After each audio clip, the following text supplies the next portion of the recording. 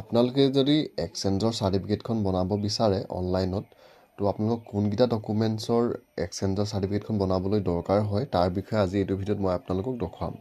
তো এমপ্লয়মেণ্ট এক্সচেঞ্জৰ আপোনালোকে যদি ৰি-ৰেজিষ্ট্ৰেশ্যন বা ৰিনিউৱেল হওক বা আপোনালোকে যদি নতুনকৈ এপ্লাই কৰিব বিচাৰিছে, তেতিয়া আপোনালোকৰ ডকুমেণ্টছ একেইকেইটাই লাগে। তো আপোনালোকৰ ইয়াত ধৰি দিছে, এতিয়াই আপোনালোকে সেৱা সেতু ৱেবছাইটটো লগ ইন কৰি আপোনালোকে ৰেজিষ্টাৰ অফ এমপ্লয়মেণ্ট এক্সচেঞ্জত ইয়াত আপোনালোকে এপ্লাই কৰিব। তো ইয়াত আপোনালোকৰ ডকুমেণ্টছৰ ক্ষেত্ৰত ইয়াত ধৰি দিছে। তো প্ৰথম আপোনালোকে এজ প্ৰুফৰ কাৰণে আপোনালোকে বাৰ্থ চাৰ্টিফিকেটখন দিব লাগিব। তাৰপিছত প্ৰুফ অফ ৰেচিডেঞ্চিৰ কাৰণে আধাৰ কাৰ্ডটো, তাৰপিছত এডুকেশ্যন কোৱালিফিকেশ্যন যদি আপোনালোকৰ মেট্ৰিক পাছ হয় তো মেট্ৰিক পাছ কৰা দিব লাগিব, হায়াৰ ছেকেণ্ডেৰী পাছ কৰা হ'লে মেট্ৰিক হায়াৰ ছেকেণ্ডেৰী দুয়োটাই দিব লাগিব। আৰু যদি গ্ৰেজুৱেশ্যন কৰা হয় তেতিয়া আপোনালোকে মেট্ৰিক হায়াৰ ছেকেণ্ডেৰী আৰু গ্ৰেজুৱেশ্যন গোটেই তিনিটাই ডকুমেণ্টছ দিব লাগিব। তাৰপিছত কাষ্ট চাৰ্টিফিকেটখন দিব লাগিব। তাৰপিছত যদি এক্সপিৰিয়েঞ্চ চাৰ্টিফিকেট থাকে তেতিয়া আপোনালোকে সেইখনো দিব লাগিব।